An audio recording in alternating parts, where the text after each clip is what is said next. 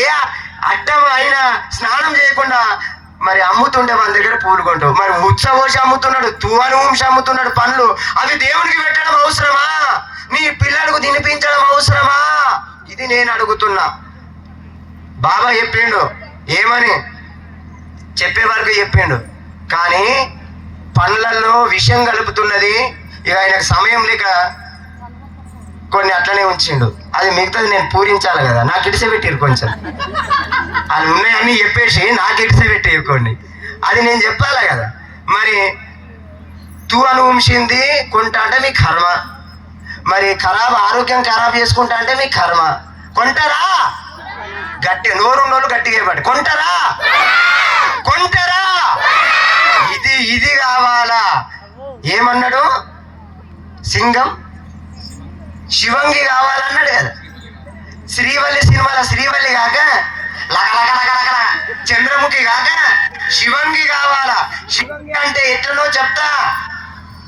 చాలా మంది ముష్కరులు, దుర్మార్గులు ఎంతో మంది మన దేవాలయాలను కూలుస్తూ వస్తుంటే వాళ్ళ తలలు నరుక్కుంటూ దేవాలయాలను మళ్ళీ పునర్నిర్మాణం చేసినటువంటి అహల్యాబాయి కావాలి మీరందరూ, ఝాన్సీ లక్ష్మీబాయి కావాలి మీరందరూ, రాణి రుద్రమాదేవి కావాలి మీరందరూ. కానీ 300 తుప్పుడలు కావద్దు.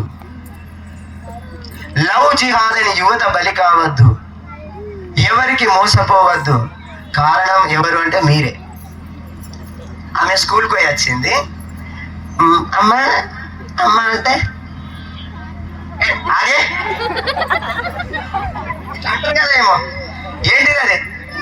ఫోన్, ఇట్లా సెల్ ఫోన్. మళ్ళీ ఇంకో రోజు, అమ్మ మా కాలేజీలో మా దోస్తు ఇట్లా మంచిగా డ్యాన్స్ చేసిందే భరతనాట్యం.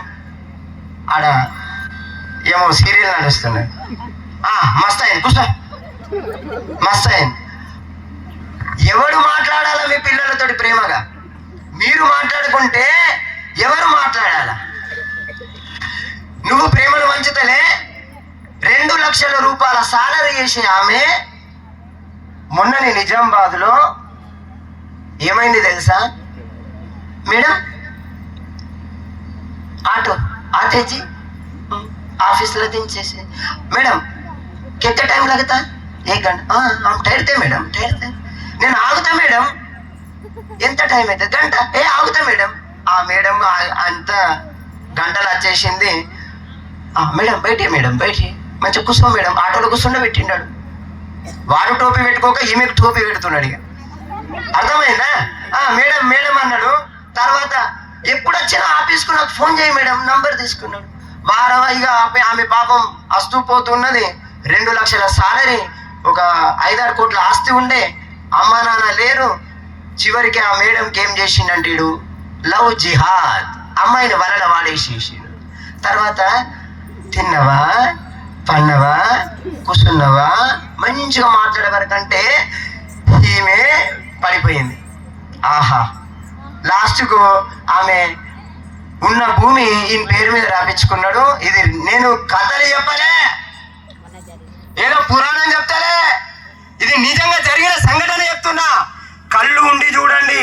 నిన్ననే వాట్సాప్ లో కాళ్ళు చేతులు కట్టేసి కొడుతున్నాడమని నాకే ఆ వీడియో చూస్తే కళ్ళల్లో అలాంటి లుచ్చగాలని మీరు ఎందుకు నమ్ముతారు?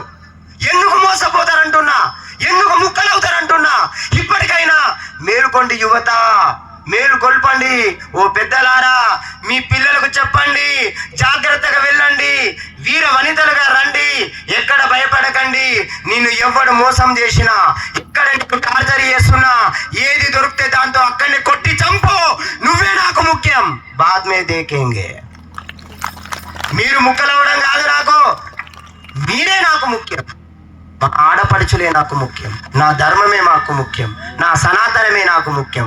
మీకు చావటానికి కళ్ళే ఎన్ని లక్షలు పెట్టి ఖర్చులు పెట్టి మిమ్మల్ని పోషిస్తున్నారు, చదివిస్తున్నారు.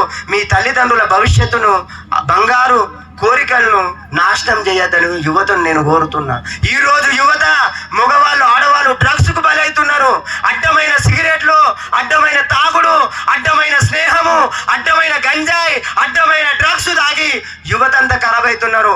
ప్రపంచంలో ఎక్కడ ఏ దేశంలో లేని యువత ఒకే ఒక్క దేశంలో ఉంది, అది నా భారతదేశంలోనే ఉంది.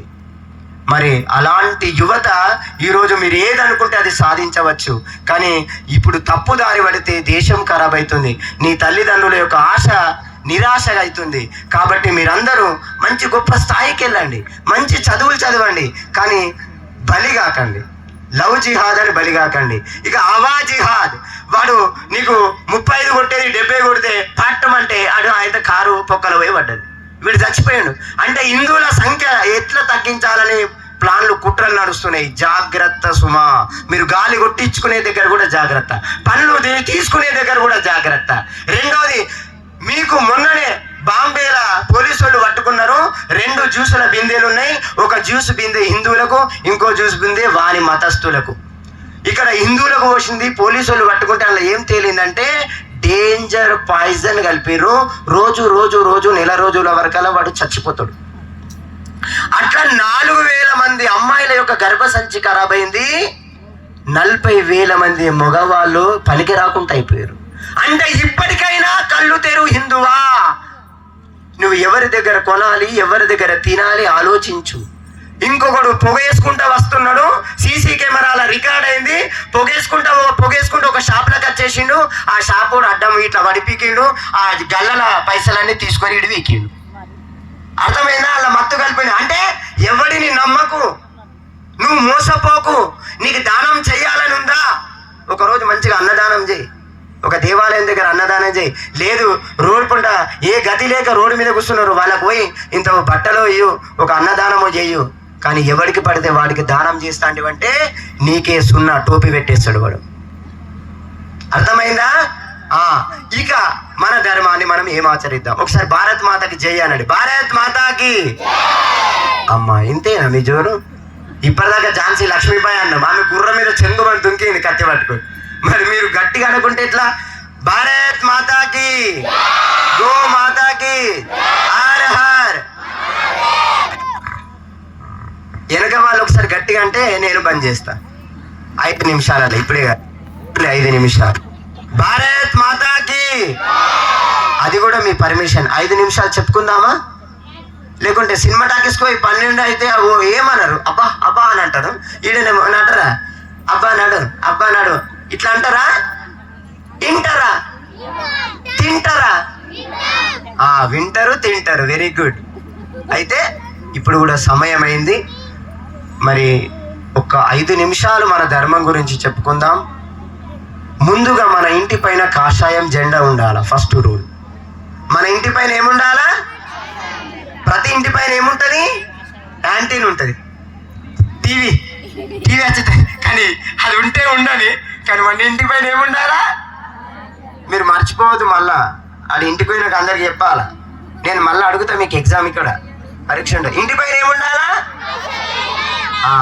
తర్వాత ఇంటిలో ఏముండాలా? జ్యోతి, దీపం ఉండాలా. ఖచ్చితంగా హిందువు జ్యోతిని వెలిగించాలా. తర్వాత ఏముండాలా? భగవద్గీత ఉండాలా. తర్వాత మనం ఏం చేయాలా? స్నానం చేసి వంట చేయాలా. హిందూ ధర్మంలో అందరు ఎప్పుడు లేచేదంటే, స్నానం ఎన్ని రకాలు? స్నానం ఎన్ని రకాలు?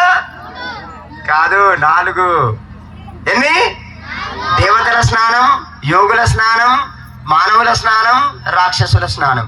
మబ్బున 3 నుంచి 4 దాకా దేవతల స్నానం, 4 నుంచి 5 దాకా యోగుల స్నానం, 5 నుంచి 6 దాకా మానవుల స్నానం, 6 దాటితే రాక్షస స్నానం. మరి మీరు అందరు ఏ స్నానం చేస్తున్నారో మీరే ఆలోచన చేయండి.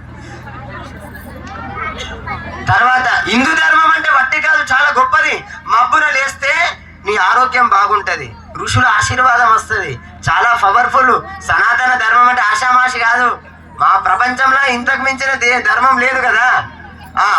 మరి స్నానం చేసి వంట చేయాలా. ఒకవేళ స్నానం చేయక వంట చేసి తింటే రాక్షసుల భోజనం అవుతుంది. మరి స్నానం చేసి వంట చేస్తే చాలా మంచిది. దాన్ని భగవంతునికి అర్పించి తింటే ఇంకా మంచిది. అందుకోసమే భగవద్గీతలో ఏం చెప్తారు? తినేటప్పుడు ఏం చదవాలంటారు? చదవండి ఒకటి గట్టిగా.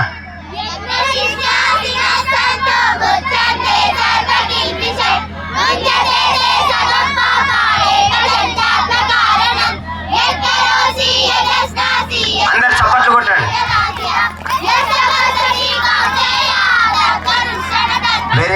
వెరీ గుడ్ బంగారు తల్లులు. చిన్నగా ఉన్నారు కానీ మంచిగా శ్లోకాలు చదివారు. తినేటప్పుడు భగవత్ ప్రార్థనతోటి మనం తినాలా. ఎందుకు అనంటే దాంట్లోనే ధర్మం దాగి ఉంది.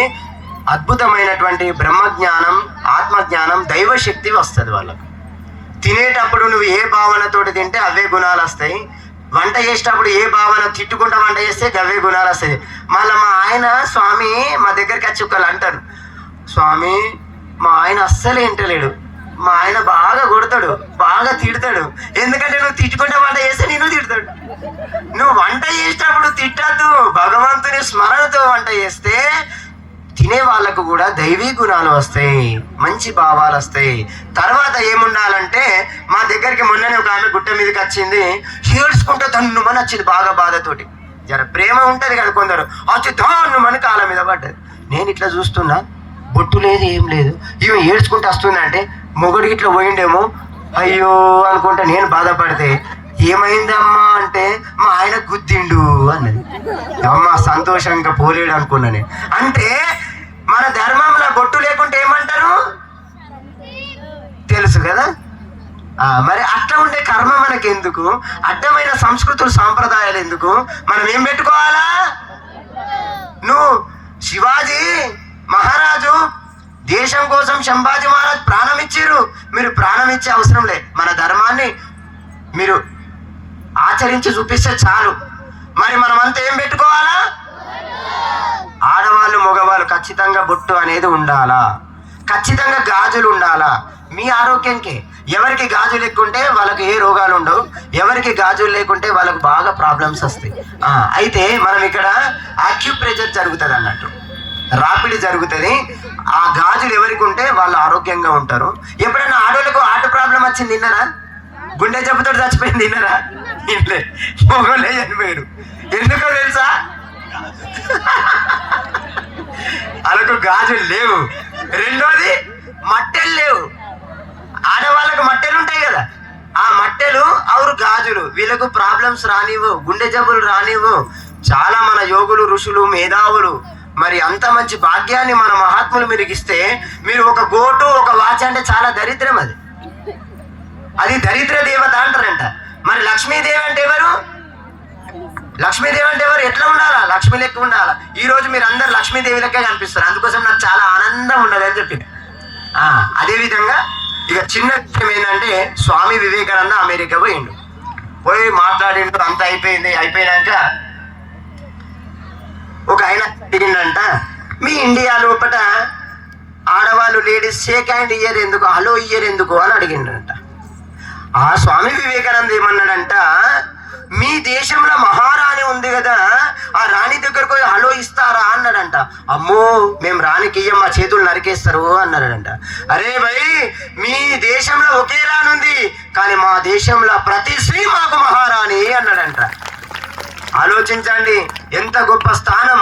ఛత్రపతి శివాజీ మహారాజు సైనికులు యుద్ధం చేసిన తర్వాత ఈ తుర్కరాజులందరూ హిందువులను అమ్మాయిలను ఎత్తుకపోవడం అది చేస్తే, వీళ్ళు గెలిచిన తర్వాత ఆ భటులు ఏం చేసిరంట, ఒక రాజు భార్యను తీసుకొని వచ్చిరంట.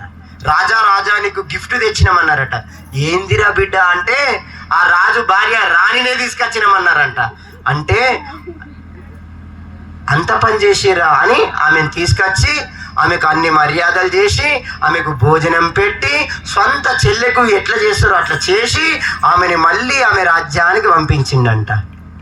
అంటే హిందూ ధర్మం ఎంత గొప్పది. ఛత్రపతి శివాజీ మహారాజు ఒక స్త్రీకి ఎంత స్థానం ఇచ్చిండు చూడండి. అదే వివేకానందకు అమెరికాలో అందమైన అమ్మాయి ఏమన్నదంట, నాకు నిన్ను పెళ్లి చేసుకోవాలని ఉన్నది, మంచి పిల్లగాన్ని కనాలని ఉన్నది, నేను చాలా అందంగా ఉన్నా, నువ్వు కూడా అందంగా ఉన్నావు కదా, నీలాంటి కొడుకు కావాలా అన్నదంట. అప్పుడు ఆ వివేకానంద ఏమన్నాడంట, అమ్మా ఇంకా నా అంత పిల్లగాడు కావాలంటే సంవత్సరాలు కావాలా, నన్నే నీ కొడుకు అనుకో తల్లి అన్నాడంట. ఇంత గొప్ప దేశంలో మనం పుట్టినాం. మరి మనం ఎట్లా ఉండాలా, మన ఆచరణ, ఇంట్లో దీపారాధన ఉండాలా. ఇక చివరిగా ఫైనల్గా వార్తలు అయిపోయిన తర్వాత ఏముంటాయి, ముఖ్యాంశాలు ఉంటాయి. ఫస్ట్ జెండా ఉండాలా, ఇంట్లో దీపారాధన ఉండాలా, మూడోది భగవద్గీత ఉండాలా, నాలుగోది అందరూ కలిసి చదవాలా, ఐదవది ఏమిటిదంటే ప్రతి ఒక్కరూ ఒక 10-15 నిమిషాలు ధ్యానం చేయండి. అడ్డమైన గోళీలు వాడకండి, హాస్పిటల్లో డబ్బులు పాలు చేయకండి. మీరు ఆరోగ్యంగా ఉండాలంటే ధ్యానం చేయండి. మనం ధ్యానం చేస్తే ఆరోగ్యం అనేది ఉంటుంది. కాబట్టి పిల్లలందరికీ మంచి సంస్కారాన్ని నేర్పాలని కోరుతూ, భారత్ మాతాకి, గో మాతాకి, హర్ హర్ హర్ హర్. నాకైతే ఆకలి అవుతుంది, మీకు అవుతుందా? అయితే గట్టిగానండి, మరి నా ఆకలి పోతుంది.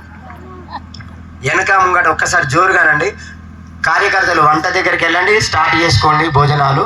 భారత్ మాతాకి, గో మాతాకి, హర్ హర్ హర్ హర్ అనండి. ఓం శాంతి శాంతి